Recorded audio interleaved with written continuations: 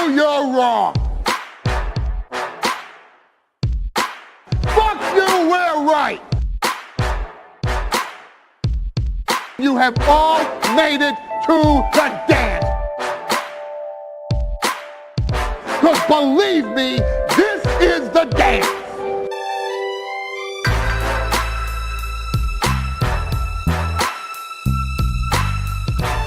Ladies and gentlemen, it is now time for the Royal Grumble. I am your host, Graham, and sitting in the corner opposite me, I've got the chair today. It's Dan. How are you doing, Dan? Hi. The chair thing is only known to like 3 other people outside of this room now. Which makes up a good third of our audience. Yep. So that's what matters. And replacing Daryl is no one. We didn't bother this time. No, I thought about doing it and then I forgot, which is kind of shit. But I thought about doing it and decided it was too much effort. yeah. So. Well, one of them is currently at the Dern Playhouse. Yes. We should give him a plug. Yeah, there you He's go. doing Jack and the Beanstalk, isn't he? We'll let you guess which one. Yeah. And then the other one's listening to new albums, and I recommend a lot to him, and so did Daryl. Yes. If I had to recommend an album, it was probably the best of the Beatles or anything by Wings, the band that the Beatles could have been. So, opening contest. Daryl, just say any words and you'll win. Oh no, he's so Dan lost. wins. There you go.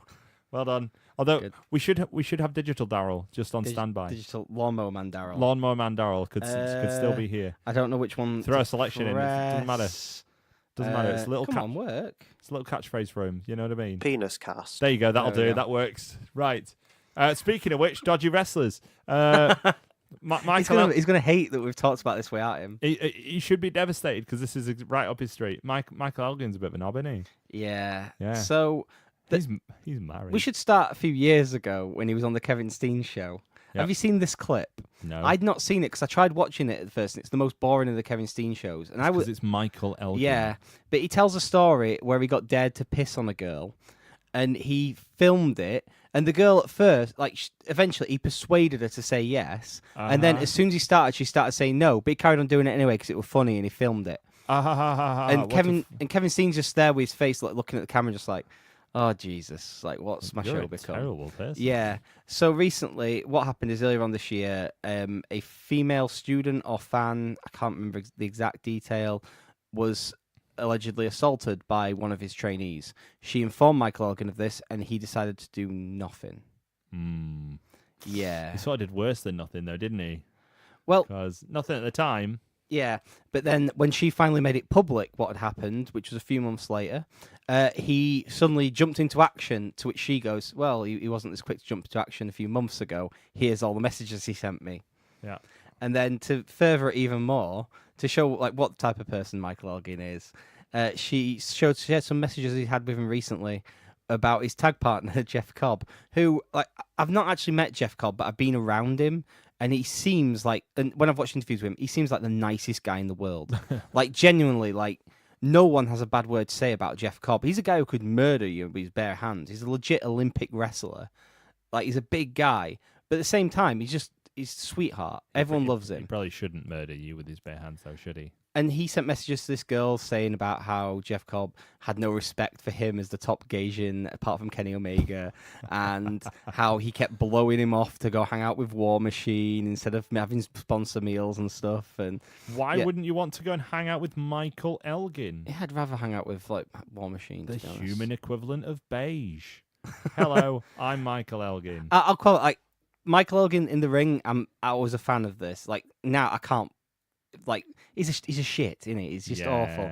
But also, some of these messages allude to the fact that he, tried to say to her that him and his wife had a special relationship and all this stuff. Sounds familiar to a guy in the UK we shouldn't give any credit to. No. Yeah, he's just a complete shit. But the big thing out of this, I think, is this the watershed moment before a lot of stuff starts coming out? Well, I mean, maybe, but it's wrestling, so... Yeah, because, like, not to go into any of the stories, I know stories. I know you know stories that we've heard over the years. And it feels like this, because the guy previously mentioned, who was a bit of a name in British wrestling, but he's not one of the guys, he's not a wrestler. So it's a bit different.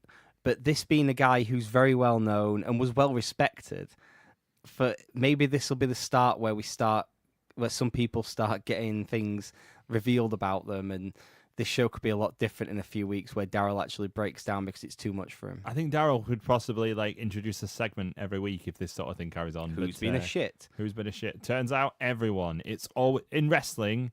It's always everyone. Just assume it's everyone. Even if someone seems nice. I've got faith in my favourites still. No. Zack Sabre Jr. is just, Zack Sabre no. Jr. is him, and then you've got David Starr who's arguing with anti-Semites on Twitter. What you're doing now is you're naming them, and then you're opening yourself up to a whole cornucopia. This is how much faith I have in these people. Well, and then something from the Progress preview show. I know we'll talk about Progress in a bit, but there was a story told about Timothy Thatcher, who's one of my big favourites.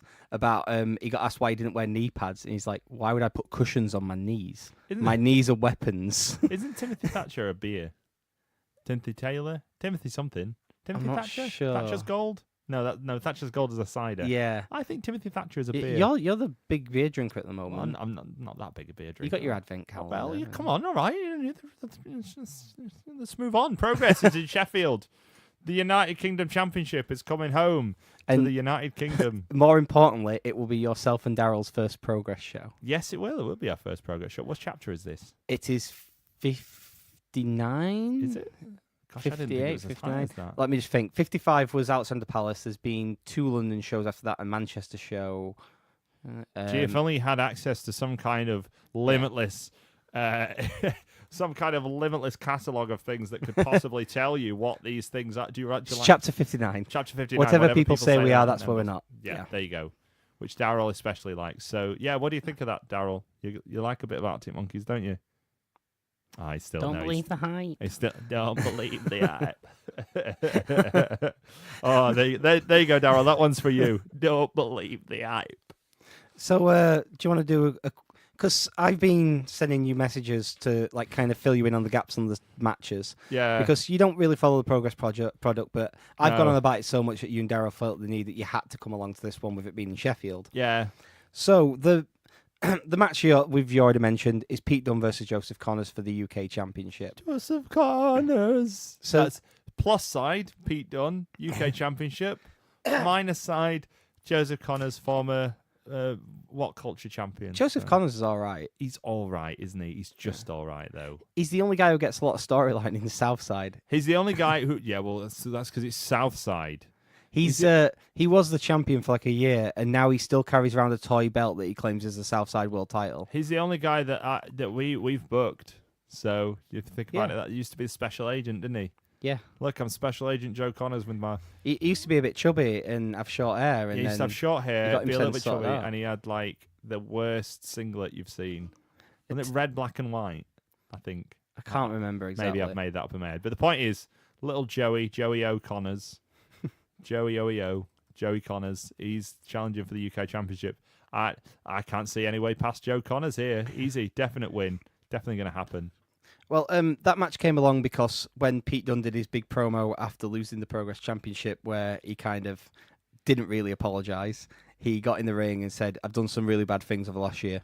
Soz." And that turned him and Mustache Mountain babyface. Great banter. He's just like, yeah, I do things, yeah. And then Joseph Connors attacked him, and there was another attack after that, which has eventually led to this match being announced. Yeah. I mean, if we're doing predictions, I think it's pretty obvious. Yeah, Pete Dunne is going to... Is that going to be the main event, or the Progress title going to be the main event? I believe the Progress title will be main event. That probably makes more sense. This will probably be the main event, the first half main event. Okay. So, I'm just trying to scroll through the Progress Twitter so I can get all the matches. But the Progress title match is Travis Banks versus Eddie Dennis. Eddie Dennis, former headmaster. Yeah. So, how do you get... First of all, he's quite young. How did he manage to get a headship? But anyway, that's another story. He must be very good at his job. Well, yeah. Well, he can't be that good. He's left. So he's like, oh. Well, his dream wasn't to be a teacher. It was to be a professional wrestler, and now he's given that all up so he can follow his dream. I didn't think Travis Banks was who Travis Banks is.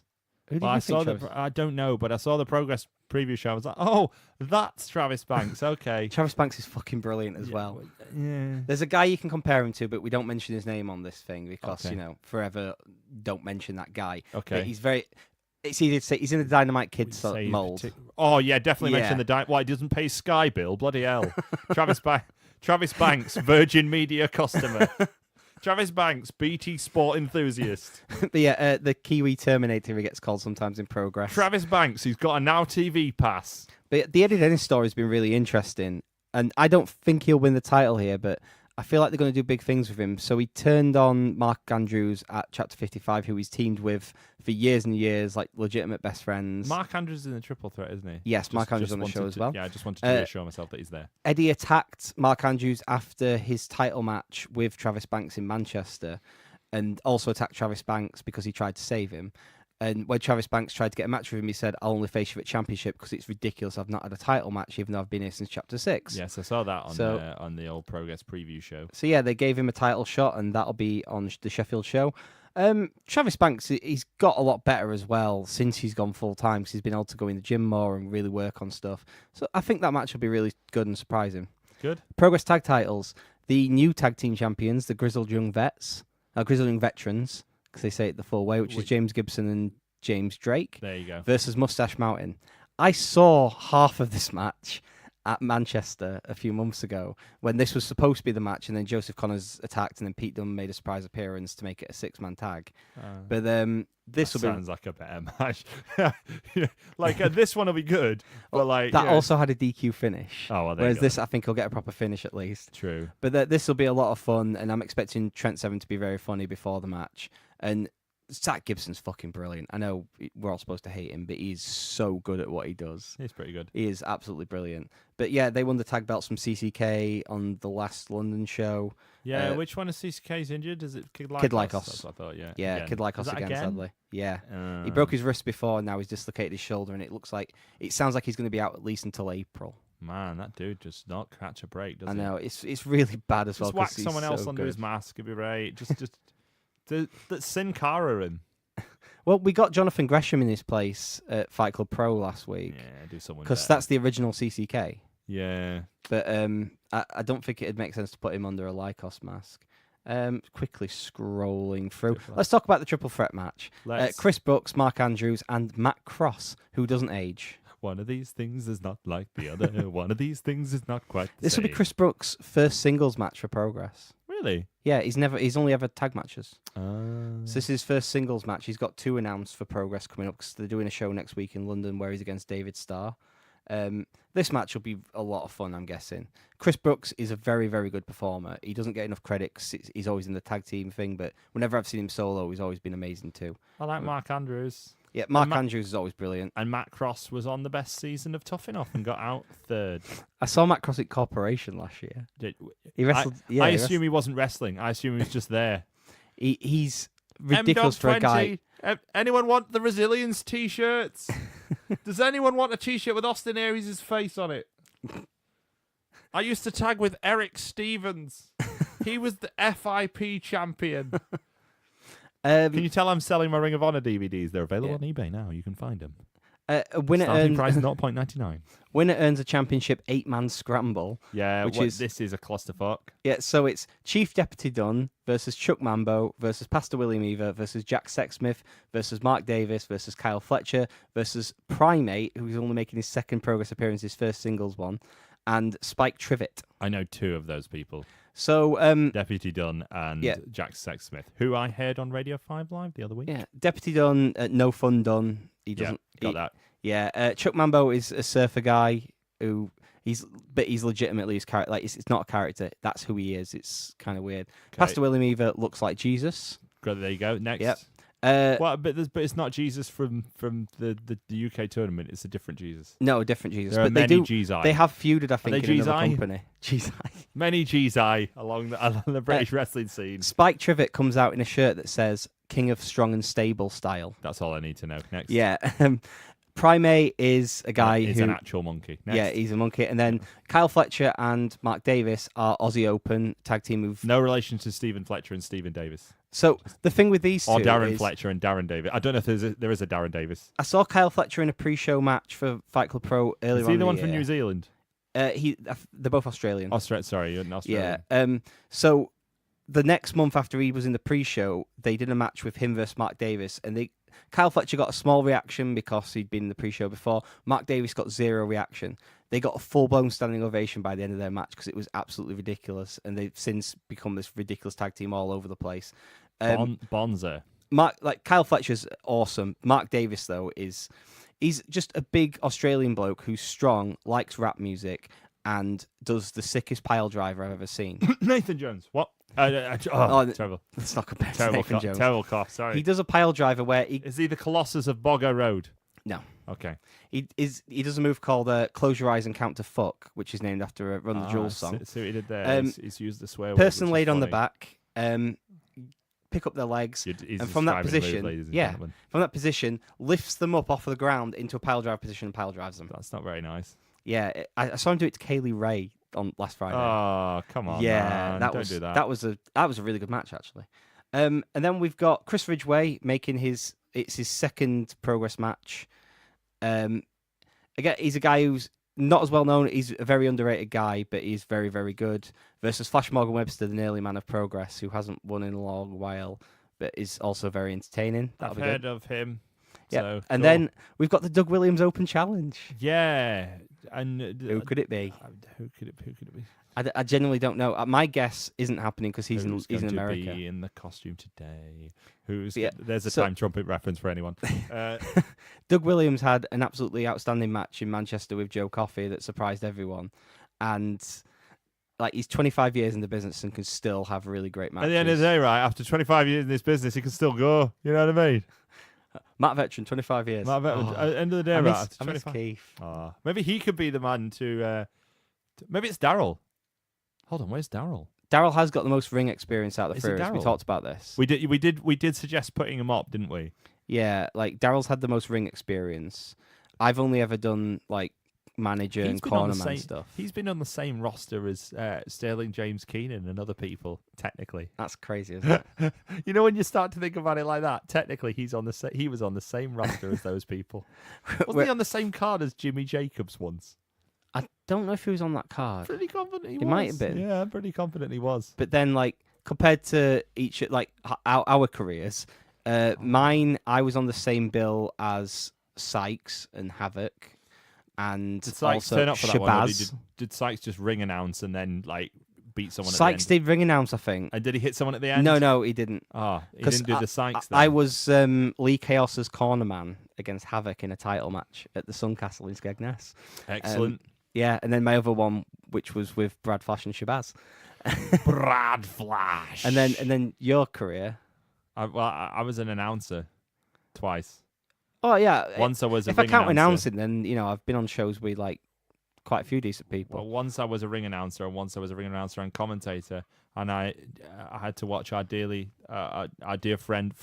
official friend of the Grumble, and previous guest member Christopher, nearly get killed by an angry man from Sunderland. By a guy who Daryl has dressed as in the previous match. Who Daryl dressed as, yes. But yeah, also Audience of one. This is what this show's all about. Yeah. So we're not going to anyway, mention you in a triple threat with a deaf guy and a dog. No, we're Okay. not. No, that's a real thing, though. Yeah, and it's good enough to be shown at my wedding. Speaking of bizarre wrestling matches, first of all, that's what we've got to say about Progress. It's happened by now, so. Well, unless they're listening to it on the morning. Listen to it. So if you're in the queue, give us a wave. We're behind you. Hello. We're waving now. That's us. We're gonna have to wave for the entire queue. You know that. You can. I'll wave for the entire queue. I'll wear my Royal Grumble podcast T-shirt. Yeah. Good. I had one made. Okay. Cool. I mean, it wasn't made by a professional company. I just wrote it in shit on a white T-shirt. God. Yeah. Speaking of weird people in wrestling matches, the only notable thing that happened on Raw, Matt Hardy is awoken, or is woken Matt Hardy. He's not broken. He's woken. See the only thing that made that promo better is cutting Bray Wyatt out of it. No, and I'm going to disagree with you here, right? I'm okay with it. You remember how I didn't like Broken Matt Hardy and all that, and I didn't think it was particularly funny or whatever, right? This was fine. Do you know why? Because it was ripping the piss out of Bray Wyatt. It's like, oh, here I am, man. I'm such a cool, cookie dude. And then it just cuts to Matt Hardy going, you're mental, mate. And he's like, oh, yeah, and you're a crazy man. And I'm, pants. I just hope they give him the freedom to really go with it. Supposedly Vince is really convinced by it, apparently. Good. Vince is like, this is a great idea. So I'm holding reservation on it for now. It's Vince, 'Cause so it- he'll go off it in 2 weeks to be like, It was why have we got Matt Hardy doing this stupid stuff? It was probably the best thing TNA ever did. Yeah, and simultaneously the worst thing That is in a brilliant. way, It was because brilliant. it immediately overshadowed that. It wasn't the best thing they ever did. Come on, like I was looking at. Do you know Best thing what? they've done in about 10 years. Well, you know this thing about Chris Jericho, right? Chris Yeah. Jericho's been whacking on about, I might be involved with Impact. Because Scott D'Amore and Don Callis have taken over now. Because, they need more people running it. And, but the last time that Jericho was involved with Impact at all was when Impact went, can we use your Fozzy song for our Bound for Glory? And it's like, yeah. And they're like, great. Then they went up and straight onto their website, Chris Jericho on Impact in a Fozzy video. And you watch that video, 11 years old this video is, or maybe even only 10 years old, and it just shows how much TNA is fucked up. I'll just quickly tell this story of something that happened yesterday. Okay. As we were waiting to watch the Progress preview show, I was looking for something to put on for 5 or 10 minutes. And a video popped up on recommendations, which was why TNA Impact Live, why the new Monday Night Wars failed in less than 5 minutes. And it was just the press conference of them announcing Impact going live on Mondays, interspersed with clips from those first few live Impacts. Now, Becky, my partner, has never seen any of this stuff, and I didn't explain any of it to her. So the first clip was Orlando Jordan spraying himself with a fluid, shall we say? A fluid. And that was just the start of it. Mm-hmm. And she was like, what? Why is that man spraying himself? And I was just like, I was going to start explaining. I went, no, actually, it's funnier if I don't. You just enjoy this, darling, and see if you can figure out why they failed. Couldn't imagine whatsoever. Yeah, welcome Matt Hardy. That's about it, really. Yeah. Well, we'll see where this goes. We haven't got much modern stuff to talk about because today is the start of the next three of the next 4 episodes. Yeah, we're going super lazy, guys. This is just Yes. we just look. Basically, we spend. Do you remember when? Yeah. Remember 2017? It's kind of what we do half the time anyway. Half the shows are career modes or rewinds. That is true, but we haven't talked about one more thing before we go. We haven't talked about the main event of Cock. Oh, no, we haven't. Sorry, Clash of Champions. Sorry, not Cock. I was going to say, Michael Hogan's WWE. No, we already talked about that, yeah. So it's a tag match. Yes. It's Kevin Owens and Sami Zayn against Randall Orton and Shinsuke Nakamura. And Kevin Owens and Sami Zayn's careers are on the line. Yes. Daniel Bryan is going to be involved somehow with this. Yeah. You seen he's reffing? Shane. No. Sorry, Shane's reffing in this Yeah. match. But have you seen Daniel Bryan's reffing at a house show? Is he? Yeah, he's reffing at a house show. They're letting him in a ring. Yeah, there's something going on there. Something's going on. They start freaking out They're a bit. starting aren't wiggling, aren't they? They're Yes. like, oh, well, okay, you can be a ref. but- Hyperbaric chamber, you say? That seems to be Oh, working well for you. You can be a. See, you said hyperbaric chamber. In my head, I just go back to tank off of Star Wars. So just whack him in a back to tank. That's fine. Yeah. So Kevin and Sammy's careers are on the line. I wonder who's going to win this match. Who's going to win the match, Dan? Kevin. Yeah, Sami, Kevin aren't Owens they? and Sami Zayn. Yeah. are gonna They've win the also added people to other matches. So Dolph Ziggler's part of the US title match, isn't he? match. I think he was already, to be honest, which okay. was already dirge. Yeah. One and- minor, right? You know how I hate Baron Corbin? One, I saw this, one yeah. minor positive for Baron Corbin. Well done, Baron Corbin, for after Dolph Ziggler touched your title, just wiping it, just wipe his stink off of it. Yeah, they added more people to other matches. The tag title match now has Aiden English and Rusev. Yeah, great. Rusev's Happy Rusev Day. It's great. Rusev's like one of the most over guys who's just in this like shit position. Yeah, is that great or is that really unfair on him? It's unfair on him. Yeah, remember when he had that match with John Cena when John Cena came back? Yeah. And it was bad. That's sort of his fault. I in a only way. remembered it because of putting together the list for the next 3 episodes. There you go. Yep. I was like, oh yeah, John Cena came back and had a flag match with Rusev.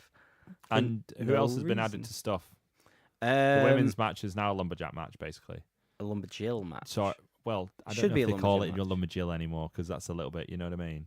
yeah, but Like, no, sexist. No, they don't call it divas anymore. It's not no lumberjills anymore. And the point is, the Riot squad are going to be there because you can't spell Riot without OTT in WWE. it makes a more main event worthy if you put an extra T on the end.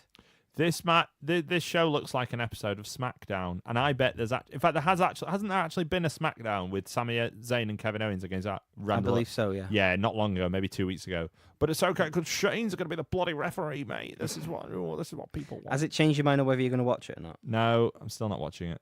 Okay. No, I'll just catch the highlights on YouTube or maybe skim whatever This Week in WWE has it on it afterwards. Doesn't look good. Yeah, we'll watch a different Clash of Champions. It's a good job I'm not there this week with Kamala being on death's door because we don't want another China situation on our hands. Although I do think he has got a giant Ugandan cock because you know what they say about a man with big feet. Giant Ugandan Clash of Champions. There you go. That's what he's saying. I just clicked a random... Daryl's here as well. Yeah, thanks, Daryl. Thanks for that. Cheers.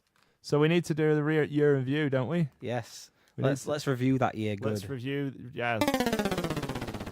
The best looking man. The best dressed man. Long limousine. Jet airplane. Custom made clothes. And any woman in the world I want. The Nature Boy.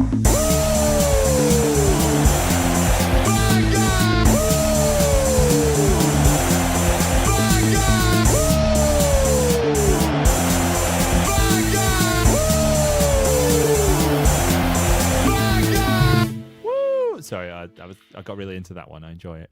We're talking about the first quarter of 2017 or third of 2017. Yeah, we're doing it in thirds. We're doing it in thirds because that's how we roll. We could have started it a week early, but we'd have had to stretch a few bits, I think. And effort. So yeah, and what happened last week? What did we do? We had them. Oh yeah, what did you do? You guys did your manager's show. Oh yeah, we did. Which you walked out, yeah. I walked out. That's definitely what happened. Never mind the fact that Daryl's introduction straight away gives away the fact that it was recorded months in advance. Yeah. Doesn't matter. Because you weren't sure if it would be a whole show on its own or just... Yeah. It was like, I don't know if we've done news, so if we haven't, sorry. Excellent. Speaking of... Well, no, not speaking of. I don't have to do that on this because we're doing the main feature. What was the very first thing in 2017? What's the very first thing in any wrestling year? January 4th, Wrestlekingdom, Tokyo Dome, Wrestlekingdom 11, featured many matches. It was a long show, but it didn't feel that long. We did a full show on it back at the time. It had a really great match between Naito and Tanahashi, and after that match I said, I don't see the main event topping this because that was an absolute classic. And then we had a contender for match of the year in the very first main event of the year in Kazuchika Okada versus Kenny Omega. The match that probably cemented Kenny Omega as a massive star outside of Japan. That was the first one? Yes, that was the first time they'd met in a singles match, yeah. That seems like a long time ago.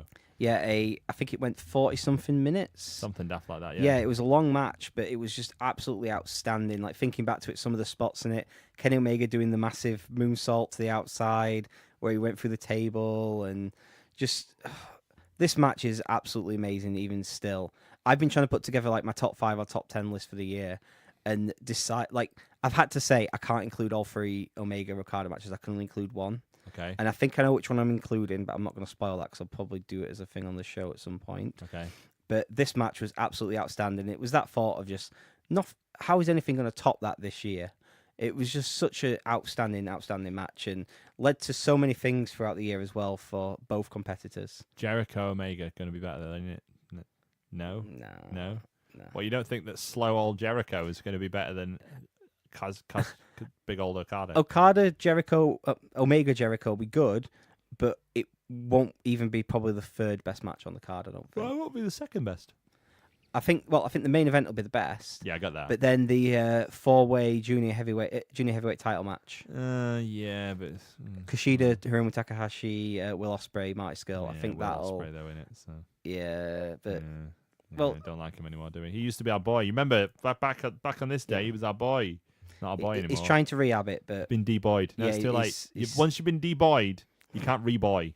We've got Marty Scurll in there, and Marty Scurll, Hiromu, and he could be our replacement boy. But Kushida is genuinely one of my favorite wrestlers in the world. So he could be our replacement boy in that, even though he's replaced him, and he's never quite as much. You never quite love him as much as the first one, even though you don't love the first one anymore. Also on this card, I'll just mention because that was the start of the Takahashi, Hiromu Takahashi Kushida feud. They had their first singles match, and that was a crazy match as well. There's so many really good title matches on this card. But the one it will always be remembered for is that main event. It was absolutely outstanding. 6 stars, ladies and gentlemen. Yes, 6 the match that stars. broke the ratings. The match that broke the ratings that were already ridiculous to begin with. By the way, I saw a thing, right? I don't know if you've seen this. Someone ranked all the WrestleManias in terms of average match star rating. And, like, the last 3 or 4 are, like, some of the highest. WrestleMania 17 doesn't get in the top 10. And frankly, if anything, it makes a mockery of the rating system.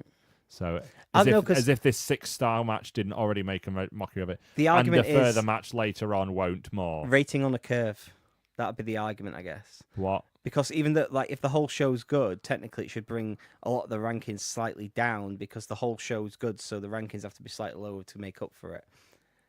What? That's how he grades. He grades on a curve, depending on the show quality and the company's typical show quality. I don't.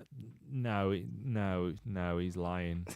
He's lying, isn't he? Though he is lying because he's like, no, it's all about match quality, and then he gives like CM Punk against John Cena 5 stars, even though I can specifically remember 2 botches in that match, which is fine.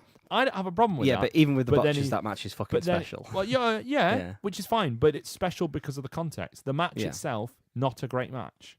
That's incorrect, but not a 5-star match. Yeah, I know what you're in context, a 5-star match, that's fine. Admit that it's in context, but then with other matches, it's like, no, it's not about context. It's about how good they were in the ring, and they were good. Don't have one rule for one and one for the other. If it was in the Tokyo Dome, it'd be 6 1/4. Just wait till episode 2 of this when we talk about the next time he broke the rating system. Oh God, yeah, he's already broken it once. Tune in if we can actually get Daryl back in, he will rip the next one to shreds. So the next big event that happened, Daryl was there, and he's not here today to talk about. Daryl, what was your opinion of the United Kingdom Championship tournament? Have you got anything on loan, Daryl, that can cover this? Just tap a random one. I've got to go back. What do you think? So okay, we need to get his live feedback. So this is really Daryl right now. Absolutely, he's in front of us. He's telling us about it. He's telling us right now. The Royal Grumble podcast. You can't slander the dead. There you go. That's definitely relevant. Thank you, Daryl, for your relevant. Yeah, we've got UK champion. We've had 2. Yeah, so this was still in the bit where we thought we were going to get World of Sport and all that, and WWE jumped on it. World of Sport? We haven't even mentioned World of Sport. Does that really count? It happened last year. Yeah, okay, yeah. But it got repeated on New Year's Day, didn't it? I think so. But yeah, WWE was scared, so they signed up all the guys who hadn't signed up for the... Do you remember looking back how utterly average that lineup looked? I will say at the time, because I specifically wore my Pete Dunne t-shirt for when we did the preview of that show to tell you guys how great Pete Dunne was. And then on the first match he had against Roy Johnson, I was just watching it thinking, Daryl and Graham are going to rip the piss out of me for this match. But then because he was wearing his mum's swimsuit, of course. Yeah. But then the second day, he completely saved it, and over the year has shown what an absolute amazing talent he is. It was a weird show where there was 1 or 2 good things on the first night, but then night 2 was just pretty much excellent all the way through. I loved the whole thing. Oh yeah, I enjoyed the show, but it was a lot of matches where it were like, okay, this is good, and then the second night blew it away. I just wish they would do more, and I don't think they will. I think it's coming. Oh, I hope so. What if WWE World of Sport? Can you imagine? That'd be great. I'd bloody love that. Pete Dunne, Mustache Mountain, and all them on TV, on ITV every week. That would be good. That'd be all right. So the next show I'm going to quickly talk about on this is... we're just skipping over the UK show. Come on. If you got more to add. We've got a UK champion. I was going to bring out the raising of the profile of many of these wrestlers, including like Trent Seven. And Trent Seven was one of the early favourites. So was Pete Dunne. Neither of them won. Tyler Bate. I'd never even heard of Tyler Bate before. I told the story back then about how we saw him in a Rumble match at Queen's Social Club on a charity show here. And just from that one match at 17-year-old, we're like, this kid's fucking brilliant. There you go. And yeah, he's been absolutely amazing. I think there's been 5 people who've really benefited off of this. And that's the 3 we've mentioned, Mark Andrews and Wolfgang. Wolfgang was a big surprise in that tournament too. Wolfgang, yes. Wolfgang. Wolfie. Woo! And then there's been a few afterwards where I think it's helped raise their profile in the UK a lot more. Like Joseph Connors is getting around a lot more now. Joseph Connors. You've got James Drake, who's one off of the Progress Tag Champions. Yeah. The other one is John Devlin. What about Jesus? Jesus. Genuinely haven't seen. I know he wrestles for Rise, but I've not been to a Rise show. No one so, has. Jordan yeah. Devlin with his massive head.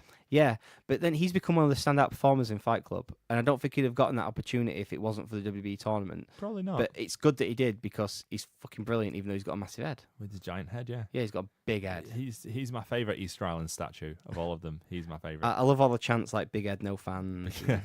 The Fight Club Pro announcement back in July for they'd given everyone like these special things, and it was Fiat, big head, big house. Jordan Devlin's going to be at Fight Club Pro. There you go. That's what the people want. Right, yeah. Let's move on. More British stuff. Yeah, so Rev Pro, etc. Rev Pro High Stakes took place not long after this. I attended that. Rev Pro have put on a lot of good York Hall shows this year.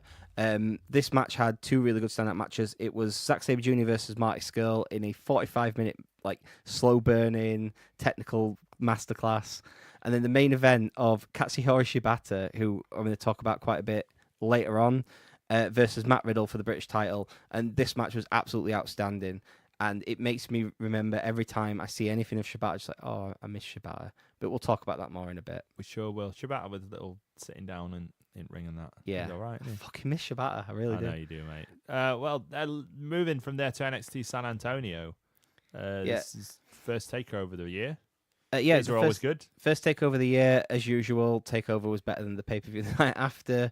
But the big thing coming out of this show was Nakamura, who had been champion for quite a while. Like, he was on his second title reign after losing it to Mojo and then regaining it. Yep.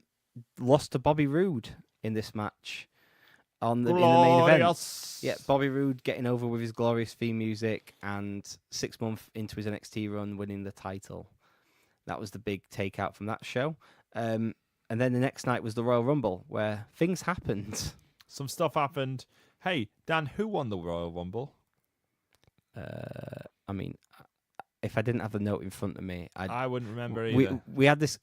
Can you remember when I forgot who Brock Lesnar faced at WrestleMania? I do remember that, but yeah. that's on you. That's bad on you.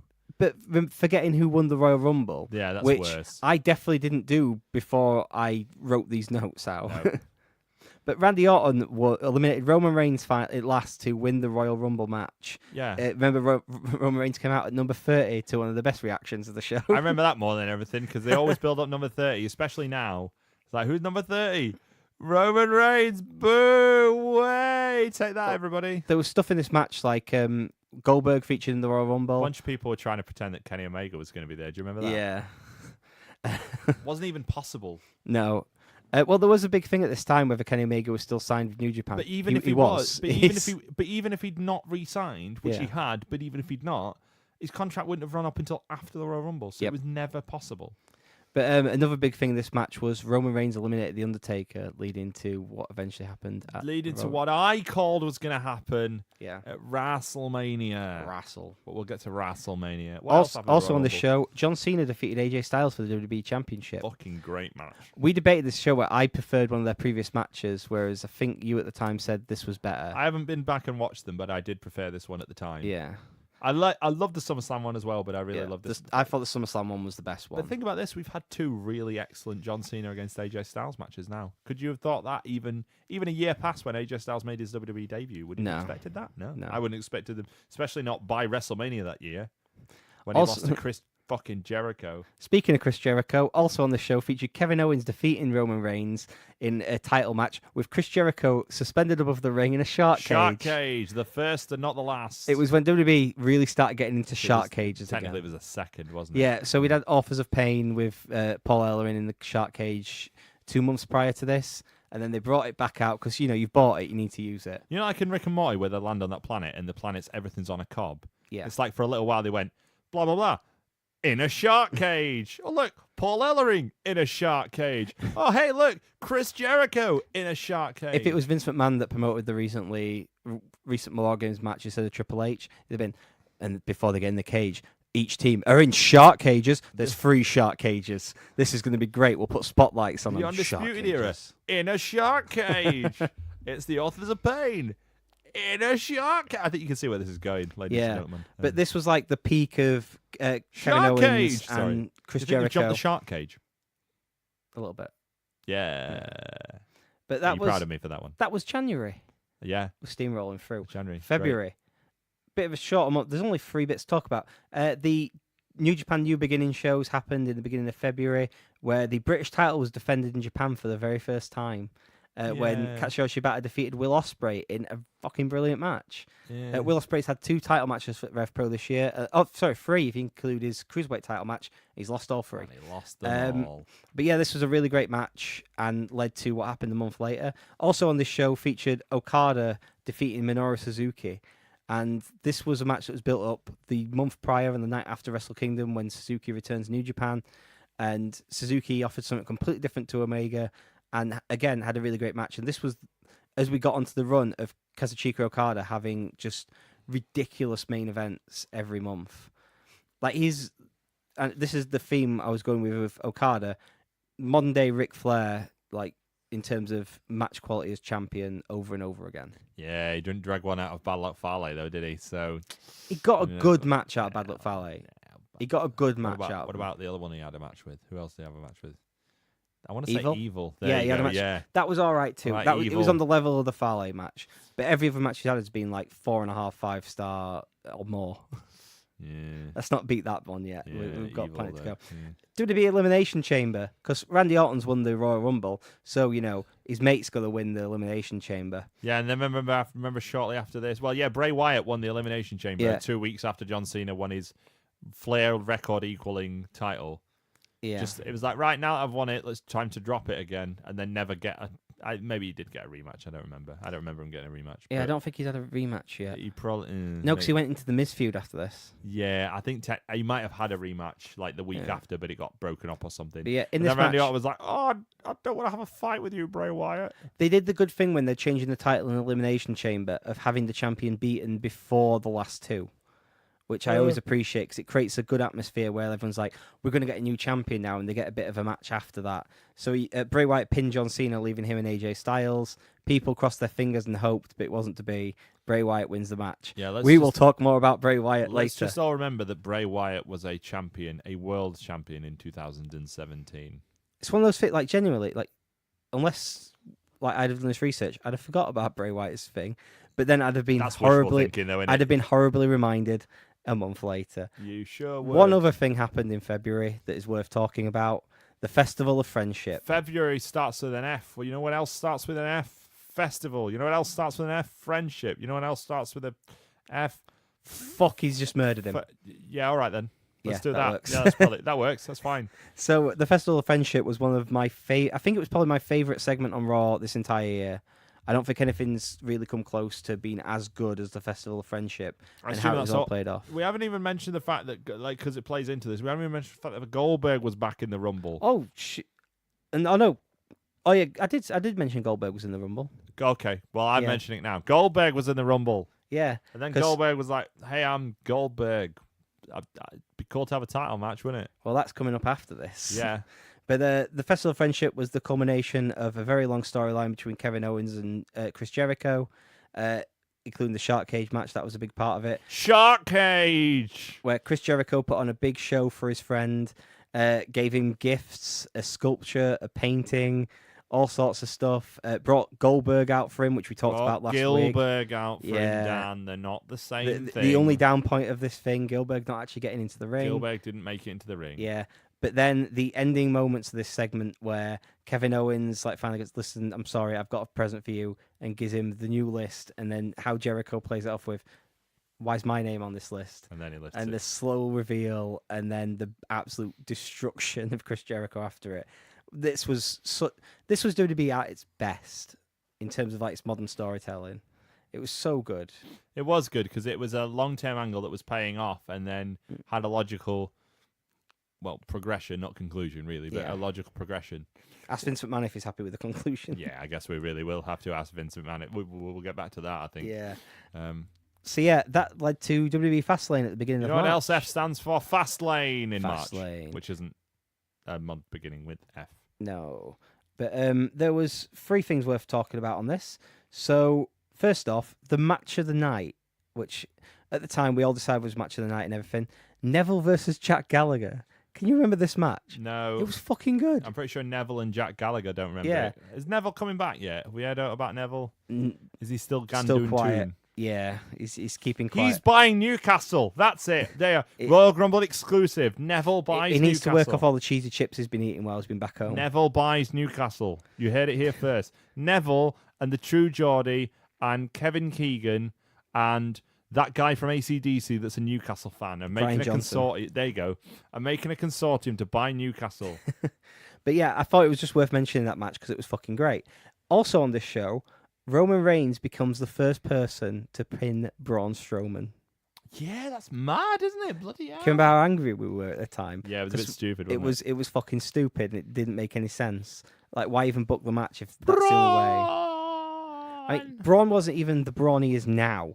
Like, he wasn't even half the Braun he is now. This wasn't the one where he set him on fire or blew him up or something, No, they came later. That's fine, just They checking. came much later. That's why it's definitely worth mentioning how annoying this was, but it led to some fun stuff a bit later in the year. It sure did. After this... It was a good match. Yeah, it was all right, but then it the finish... was a good match. No, I think finish killed it. It was a stupid finish, but a good match. Yeah. But then in the main event, Kevin Owens lost his Universal title after holding it since September of the year before. The longest reigning Universal champion of all time. Yeah. He was defeated by Goldberg in a matter of seconds. The actual segment lasted a little while. Probably about 5 minutes. Kevin Owens just getting out of the ring and walking around and taking his time. Twatting around, basically. And then Chris Jericho's music hits, the bell rings. No, the bell rang first. The bell rang first. Important. The bell rings first, then Jericho's music hits. That's why it matters. Kevin Owens turns around, looks for Jericho, then turns back around, gets speared, jackhammered, pinned. Goldberg is taking the title to WrestleMania. Clever finish for Goldberg, because Owens can always go, well, you don't know if he could beat me, when obviously it's implied that he could have anyway, but it gives Kevin Owens a whining out as a heel, whilst also making Goldberg look unstoppable and unbeatable, especially after the way he decimated Brock Lesnar a few months previous. Yeah, Goldberg was trying to beat the Kevin Nash bump streak. He did. Goldberg even mentioned it on the. Well, I feel like we're saying this a lot, but we'll get back to that. But yeah, the only bump he took was when he but that's that not kick at Rusev. But that's how you book Goldberg. Do you remember the first time they had Goldberg and they had him have a match at like Backlash with Chris Jericho that lasted about 20 minutes? Oh yeah, I do. We did. Yeah. We covered that. We covered that. It was bad. Go back in the archives. Or was it Bad Blood? It was Bad Blood, I think. Yeah, Bad Blood. Badder to Blood.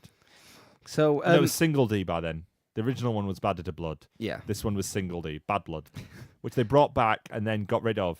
Do you remember this year? They brought back Bad Blood and then got rid of Bad Blood. There was a show that was supposed to be called Bad Blood this year, and then they changed the name.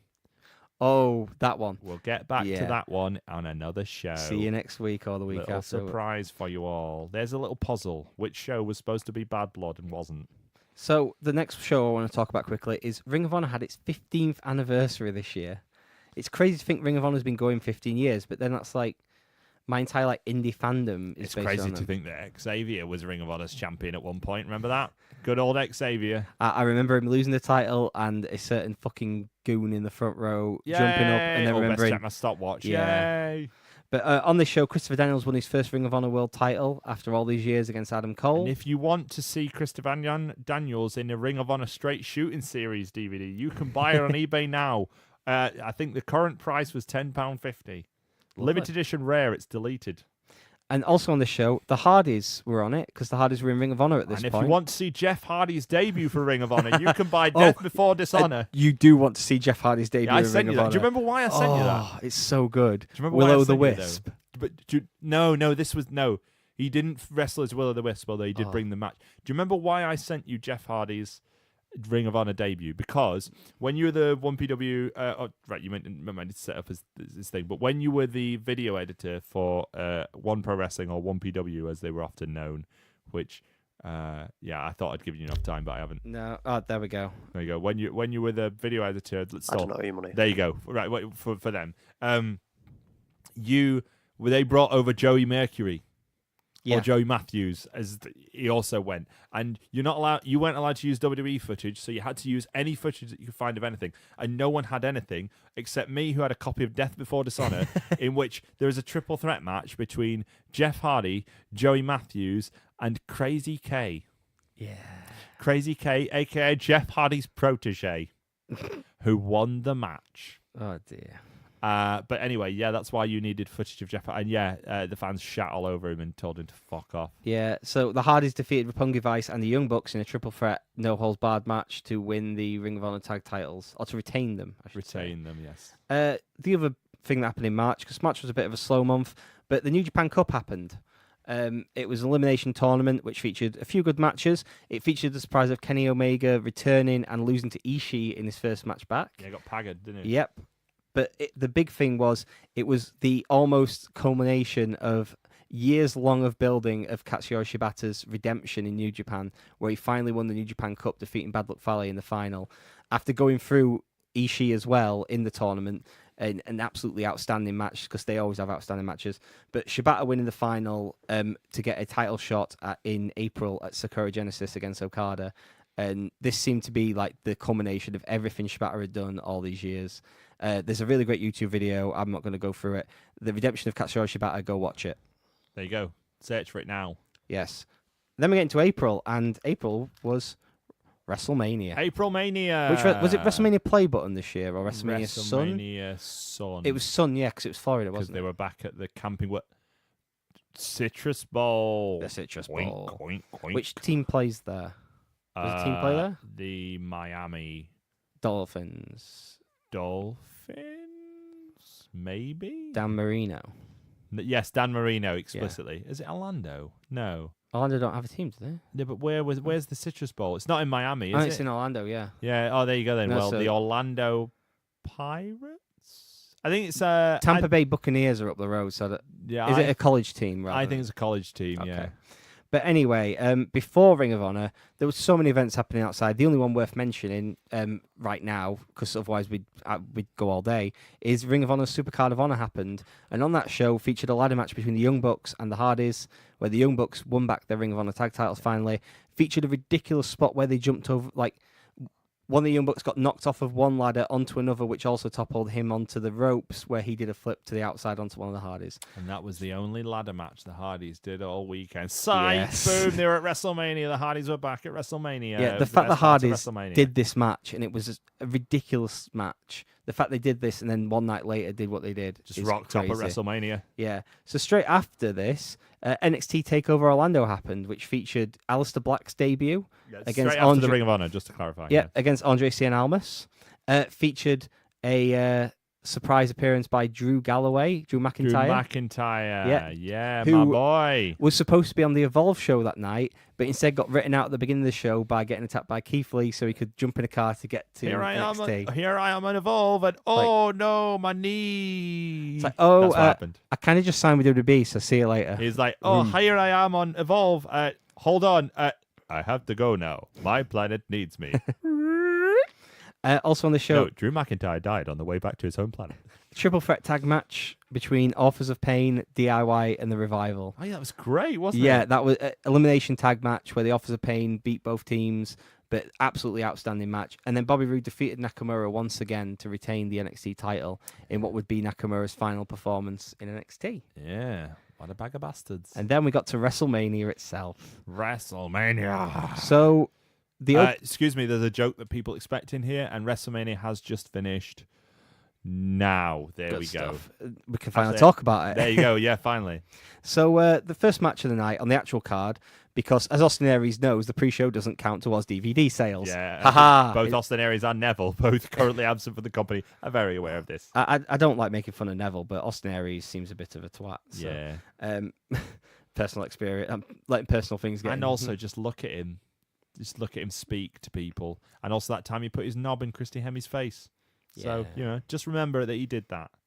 So Your heroes, ladies and gentlemen. the opening match of the show turned out to be the best match, and it was the one I complained about the most going into The it. best match. AJ Styles versus Shane McMahon. The hardest man in the world versus the best wrestler in the world. Yeah. AJ Styles, the best wrestler ever, against Shane McMahon, the hardest man in the history of the world, in a straight-up wrestling match. It was actually Straight-up really wrestling good. match, wasn't Yeah. a street fight, and it was brilliant. Shane didn't have to do anything too ridiculous. I believe he did do the elbow drop to the outside, didn't he? Maybe at some point. Yeah. Yes. But yeah, it He was. also did a shooting star press. Yeah, he did. Don't forget that. Shane McMahon did a shooting star press. He did 98.7% of a shooting star press, from what I remember. He did, but he kind of skidded on his face at the end. Well, all right. Well, he's supposed to miss it anyway. You know what I mean? Yeah. AJ Styles won. Yeah. Kevin Owens versus Chris Jericho happened on this show, the culmination of their feud. Yes, and everyone liked that match, and everyone thought it was great, didn't they? Oh, Watch Kevin Owens 365 and hear Vince McMahon's opinion of the match. Was that okay for you, Vince? No. So bizarre to see that, isn't it? Yeah. Don't you think it's so weird? Just Vince blanking The him. fact that it's weird anyway, but we know he's a weird dude. But the fact that it's even on the thing, Yeah. I'm shocked that he wasn't like, nah, take it out. My favourite bit of that clip, so please go and watch that on the WWE Network. It's a really good documentary. But my favourite thing is Kevin Owens kind of stood there waiting for some more feedback that was never going to come from Vince, while Michael Hayes, just looking fucking weird, sits there and just kind of looks between them awkwardly and then go, I'm surprised he didn't turn around to Kevin Owens and go, do you know I was a free bird? I was Doc Hendricks. It was me. I'm more of a Canadian than you. Anyway. Oh, careful. The Hardys made their surprise return in the tag team ladder match. I mentioned this on the show, but you know it's always enjoyable to remind people that played to perfection, because even though people thought it was probably going to be the Hardys, the New Day had the sense to arrive in their wrestling gear and go, we're adding someone to the match, this tag team ladder match right now, and it's not us, it's the Hardy Boys. Yeah, boom. Up, up, down, down, subscribe, all that. Yeah. I'm wearing a t-shirt that's got a jelly on it. Buy the New Day jellies.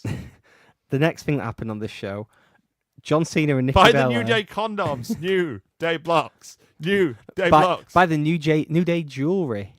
Which John Cena definitely did in this next match when he teamed with Nikki Bella to take on Miz and Maurice. Have you watched Total Bellas? Yes. I watched Total Bellas. I have argued in the past that it's the only TV show I watch with any regularity in wrestling, so we should cover it on the show more frequently. I would be happy to cover only Total Bellas, though. I don't watch Total Divas. Is good. No. It's good at moments. It's mainly Lana going mental. And I'm then only interested in John Cena's weird life. Nia Jax is on Total Divas but she's now. not like most girls. No, she isn't. I'm only interested in John Cena's weird life and Daniel Bryan just being... I think the more I see of Daniel Bryan on that, the more I know that I wouldn't get along with him Just in a real preview. life. Just a preview of Sunday's show that you have to catch after Progress. Alexa Bliss has a pet pig, and Rusev meets it for the first time, and the look on his face is pure joy. It's worth it. I can't wait to see that. I love Rusev. I feel like we skipped over my point that I the more I watch Daniel Bryan on all these things, the more I think I wouldn't like him in real life. Oh no, I think I'd get on with him. I've met him. He's a lovely guy, but I think if he was around me a while, I'd be like, can you stop whacking up? Stop talking about veganism. I know you grow plants. Just shut up. He seems like my type of guy. I don't like going out and stuff. And I feel I'm like annoyed at him because he seems like a massive hypocrite to me. I don't know. It's just a lot of things I don't like about him. I think we get on. Yeah. Anyway. Would you get on with, put it this way then, if you're having his baby, would you get on with him going, well, I mean, I would like the baby to have this, and I don't think our baby should have material possessions, and, I think, but then whack on about it and then say, it's not fair that people should buy us presents. That's not how babies happen, Daniel. Accept the help and be grateful. Shit. Not being a father. I'm not projecting this onto Little Mo. Yeah, not being a father. I kind of appreciate the sentiments behind some of the things he says. Around on me. I appreciate the sentiments behind some of the things he says, but you've probably got more experience of the other side. Yeah, of live in the real world, Daniel. When you was like, I'd really like Brie to have a natural birth. It's like, none of your bloody business. Unless you're that was the one where I was like, no, genuinely, if she wants a bit of medication to help out, fine. Cool. If she wants it, you do whatever she wants, mate. Because you know why? She's the one who's doing it.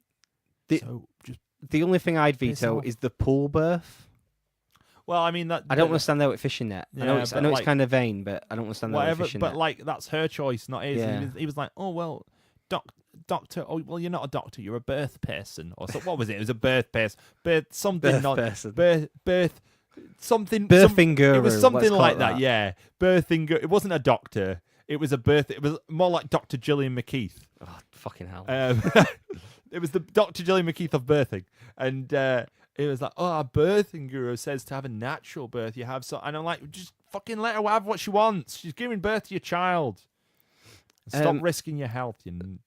So, going off the Total Divas thing, one of the big stories on Total Divas and Total Bellas for years was that John never wanted to get married or have kids and all this stuff. John. So, yeah, not only do we get those amazing segments in the build-up to this. Bullshit. Yeah.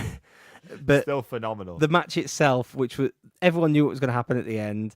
Didn't Al Roker fuck up the introductions to this match as well? Probably, yeah. I think what I he liked did. about this is on Total Bellas they show Nikki and they're like, people are taking odds on whether you're getting married or not, and she was like, and then someone went, well, why don't you just put a huge bet on him saying no, and then you'll be happy either way. And she was like, yeah, that's actually not a bad idea. I might make some money. She should be glad that he proposed, because now, like, Bree's post-pregnancy and everything, she's not even got the tits over Bree anymore. Like, it's just, like, she's got nothing. Yeah, gross.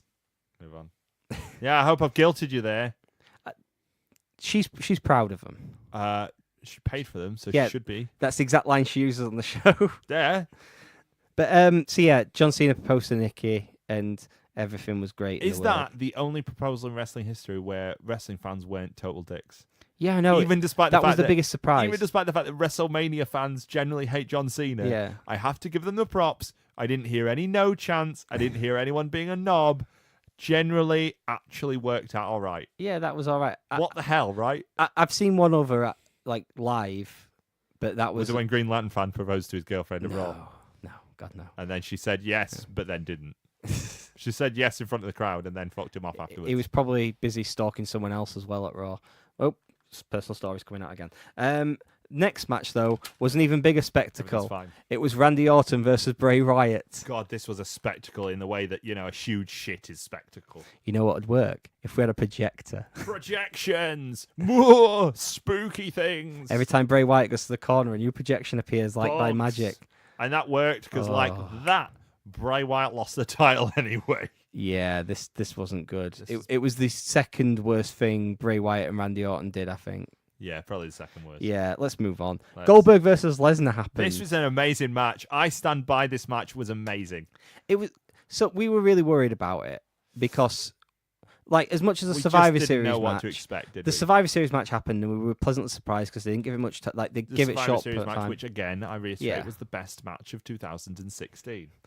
But then for this match, we were like, well, they're going to give him time, and Goldberg hasn't actually had a match, and He worked like a motherfucker Yeah, to get into shape, it was even if he kept bitching about it. yeah. That the documentary on him is really good as well. The 24. It is good, but it's documentary. really weird, don't you think? That he's Yeah. like, "Oh, I'm doing this for my family," and his wife's like, "Yeah, I'm really interested to see it," and his kid's like, "Yeah, Can I take my shirt off again, Dad? No, Yeah. probably not again. yeah, it'd be all right, wouldn't it?" And Goldberg's like, "I'm doing it for him." And it made me empathise with him a lot more, that documentary. What, just he because- moaned about everything. No, just like his reaction to some things, because it's how I was until recently in terms of like my thought process on how stuff was never good enough, and no matter, like, I'd put the effort in but felt like it wasn't enough a lot. And he talked about a lot of things like that I felt in the past as well. So I empathise a lot with him in like going through all that, especially all the pressures of being nearly 50. I did like that they Coming focused back. on that time when he started beating people up and he fell over. Yeah. That was good because that was interesting to see his reaction. How much he beat himself up about that, because everyone else was focused on everything around it, and he was focused on that one moment, which is something that drove me absolute mad. I used to do that shit. I don't do it as much now, but like we'd record this show, for instance. That and when you were WCW champion. yeah, when I was WCW obviously. champion, Which, I mean, everyone has been. I mean, Yeah. I have.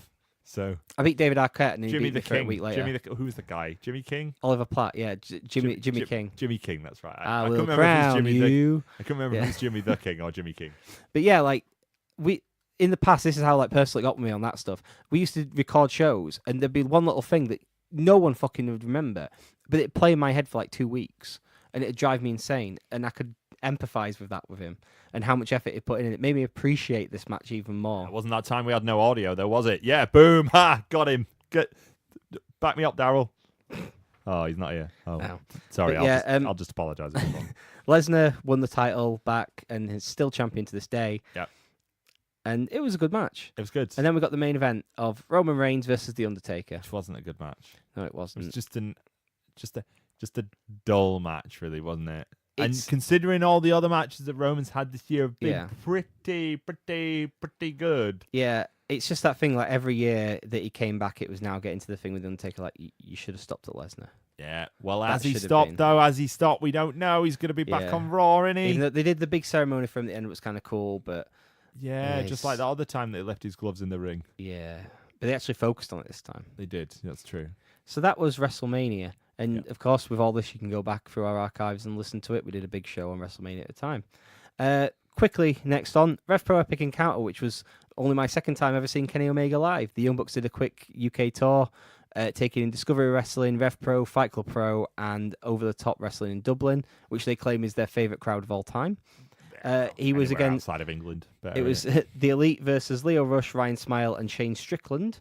The next night, they went against British Strong Style at Fight Club Pro and had amazing matches every night. Also on this show was one of my matches of the year, just to spoil, because this will feature in my top 5 list. Zack Sabre Jr. versus Kushida was an absolute outstanding match. Kushida. Absolutely brilliant. Zack Sabre Jr. continuing as Rev Pro champion. This was after he defeated Shibata just a few weeks previous as well at the New Japan anniversary show. Yes, he did. I forgot that. Yeah. There you go. Which takes us to Sakura Genesis. Yep. Only one match to talk about here. Kazuchika Okada defending and defeating Katsuyori Shibata in, if it wasn't for the Omega matches, would be my match of the year. Hard match to watch. Yeah, Very hard. it's hard Especially to watch now. Bloody hell. I watched the whole thing, right? Yeah. I don't watch a lot of New Japan. Yeah. I watched the Omega and Okada match. I watched the whole thing of this. Yeah, just such a hard match to watch. I watched it live. At the time, and even worse now. I watched it live and was going absolutely crazy because I felt like Shibata would win the title. And I was so happy with it. I predicted he would. Yeah, like really thought Shibata would do it. And this match is absolutely outstanding. And then he does the headbutt in it. And you cringe and it's awful because he does this and you're like, you need to stop doing that, dude. It's going to get you back one day. I didn't think it'd be so soon. Probably should have stopped doing it before that, really. This match was almost the perfect conclusion to the redemption of Katsuyori Shibata. And but then the aftermath of it, which we'll talk about briefly. On his way back from the ring, Shibata collapsed. He was taken to hospital where he was found to have a subdural hematoma, which from killed... doing a bloody headbutt to somebody. Yeah, 3 out of 4 people it kills who get subdural hematomas. He's lucky to be alive. Yeah, right? So and... Can we just, can everyone just accept that this is a bad idea now? It's a bad idea anyway, but, if science wasn't enough to prove it, can we just all accept that it's a bad idea and that if you're doing a sport or not a sport, an activity where it's a work, building real shit in like this is a bad idea, aside from the fact that it defeats the point of what you're doing in the first place, it gets you hurt. See, if he'd have left it at just the once, he shouldn't have probably done it that time. No, he shouldn't have done but it there ever. was that one moment in the Noah New Japan match last year with Nakajima where he headbutted him and it created that great visual. No, he shouldn't do it. But yeah, he shouldn't. There's ways of doing it where you don't fucking destroy yourself. It's an activity where you could do a fake headbutt and someone else can... That's almost, do you know what's almost right? If you wanted to make this argument, and I don't necessarily want to be the one to do it, but if you wanted to make this argument, you could argue that it shows a massive disrespect for his opponent. Because he's saying, well, I mean, I could get you to work this, but I think it'd be better if we did it legit. Well, so what? So you don't think your opponent's good enough to sell it? I don't fucking think so, mate. See, I do believe he wouldn't have done the spot, because it's not a spot he did in every match. He wouldn't do it unless his opponent was completely 100% comfortable with it and we're fine with it. I get that, but that's not my point. My point is if your opponent's comfortable with it, should your opponent not have to be comfortable enough to go, Kat, I assume they all call him Kat. Kat, any chance we could just work this because that's how pro wrestling works? Yeah, Shibata is one of my favorite wrestlers and it destroys me that he wasn't able to... He shouldn't wrestle again after what he's been through. Oh, he's not talking about it, is he? He's the type of guy who will continually talk about it. He's like Daniel Bryan turned up to 100. Bryan and then Shibata. Yeah, Shibata's way worse for it. I'll mention it now because I'll probably not go through it when we talk about the G1 Climax in next week's episode, but he made a surprise return to the ring where he just came to the ring and just said, I'm alive, that's all, which was the perfect thing for Shibata and a really lovely emotional moment. But I feel like that should be it for Shibata, as much as it pains me to say, I want the guy to be okay. Yep. As much as I miss him in the ring. But it was the really great ending to an amazing story that was told over several years. That was a true story behind it all. And again, go watch that YouTube video. It's absolutely brilliant. In WWE land, the Superstar Shake-Up happened. Oh. So the mid-level guys got swapped around. Yeah. And No one gave I've got the full list We haven't here. even mentioned the fact that Kurt Angle came back. Oh yeah, Kurt Angle Kurt came Angle back. came back because he was involved in the Superstar Shaker. Yeah, he was the new GM of Raw the night Yeah. after WrestleMania. Yeah, because he can't get cleared to wrestle, can he? Yeah. Yeah, shame Not yet, that. anyway. Never going to get cleared to wrestle. Never. So, It's like Daniel Bryan. Not going to happen. the full list of people who moved, and I just want your one-word reactions after each name I say. Yeah. So, Raw got Apollo Crews, Uh, Miz and Maurice, uh, Dean Ambrose, uh, Kurt Hawkins. Shield. Yeah. There's Kurt one, Hawkins. There's one word. Losers. Bray Wyatt. Crap. I've just realised I've written Callista here rather than Callisto. I genuinely Little done this shout and out. just There you go. realised. So, Callisto, Small. Heath Slater. Rock. He only brought Rhino along with him as well. Dress. Alexa Bliss. Average. Mickey James. Surprising. And their soul call-up from NXT, The Revival. Unlucky. Yeah. More on that later. SmackDown got Jinder Mahal. What? More on that later. Kevin Owens. Improved. Yep. Sami Zayn. Improved. Shining Stars. Who? Tamina. Who? Charlotte. Great. Sin Cara. Be careful what you say here. He'll come and find you. Well hard. That's all one word. That's hyphenated. Rusev. Day. He brought Lana with him. Bad. The New Day. Enjoyable. And then their one call-up from NXT was Nakamura.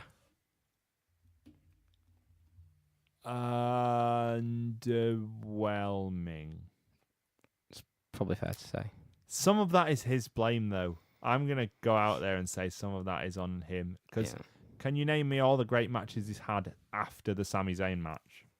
Exactly. You just have, thank you. Yeah, they were all So, great. also with the Superstar Shake-Up, it wasn't announced for a few months afterwards, but John Cena became a free agent and was allowed to jump between shows because John Cena's ratings, and wherever they need him, he's there. Yeah, and also he's got that bald spot now, so, they need to Yeah. cover up that by putting him on more shows. Yeah.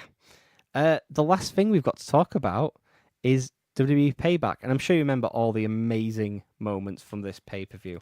It was so jam-packed for so many things that happened in it, like fucking load, come on. Payback is to WrestleMania what Backlash was to WrestleMania. That's my... Then they do Backlash after this as well, but that's in next month. Yeah, Yeah. Backlash was like a week or two after Two it. pay-per-views in 1 month. Do you remember the good Payback, which was Triple H and the Shield? So when- against the Shield. Yeah, that was really good. That were all right.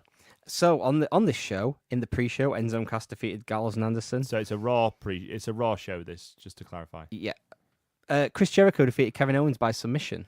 Yeah, he won the title, didn't he? Yeah, he won the United States Championship, and since he won the title, he transferred to SmackDown. Yep, and like that, he lost it and then buggered off. But I hear he's coming back to wrestling, isn't he? So that must be on SmackDown because he's still contracted, right? Oh wait, Austin Aries and his fucking bananas Who? defeated Neville by disqualification. well done, Austin Aries. The Hardy Boys defeated Cesaro and Sheamus in for the titles. They were still champions at the point. The Bar. Alexa Bliss defeated Bayley. More on that feud on the next show. Oh Christ.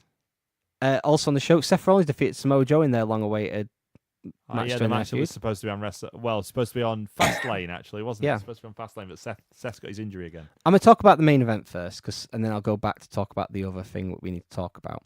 But Braun Strowman got his fucking win back over Roman Reigns. Yeah, Continuing their Braun.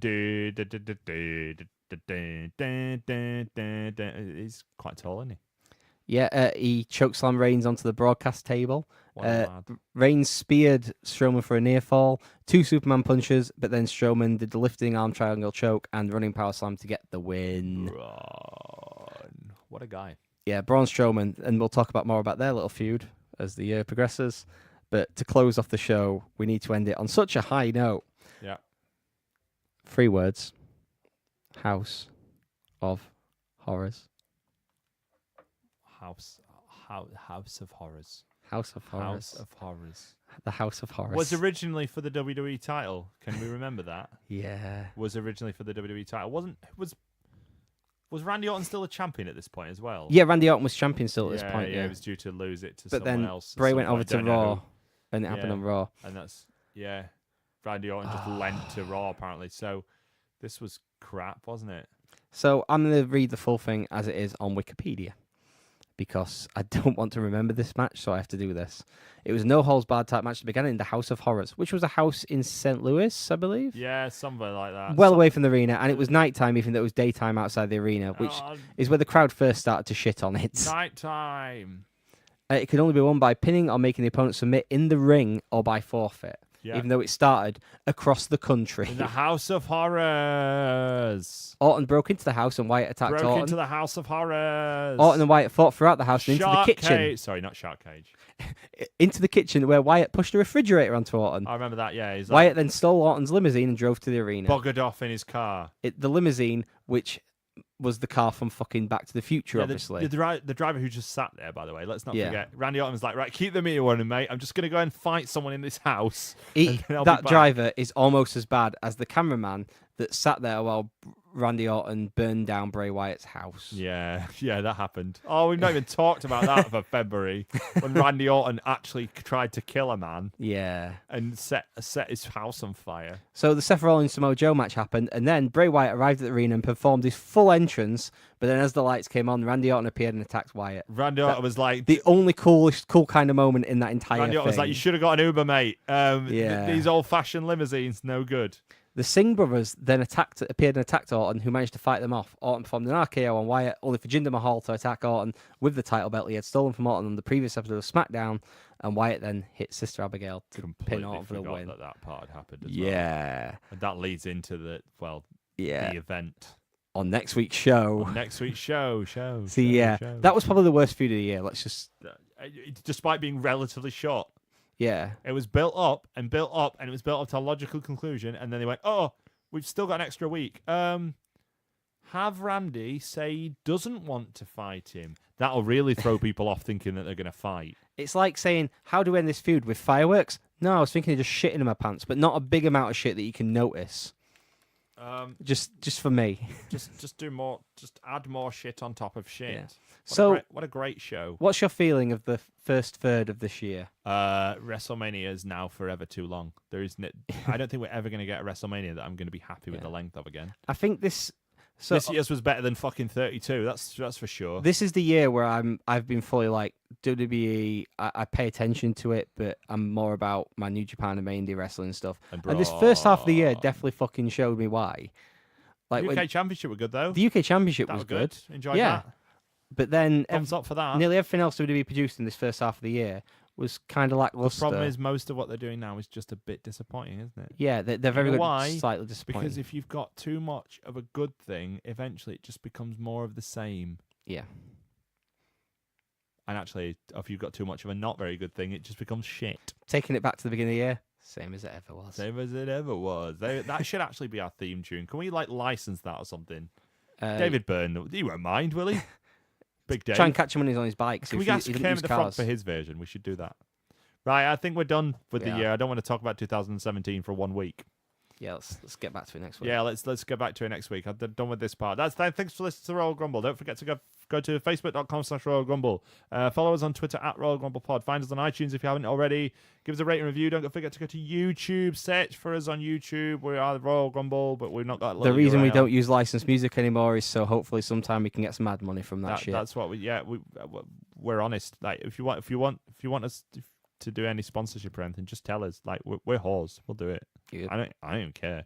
Like I'll take your money. If you bought one of my Ring of Honor DVDs, thanks very much. I'll put cheers. I'm trying to get listeners through that. If we saw you at Progress, hi. Hope you enjoyed it. And that's it. We're done. Say goodbye, Dan. Goodbye. Say goodbye, Daryl. Goodbye, Daryl.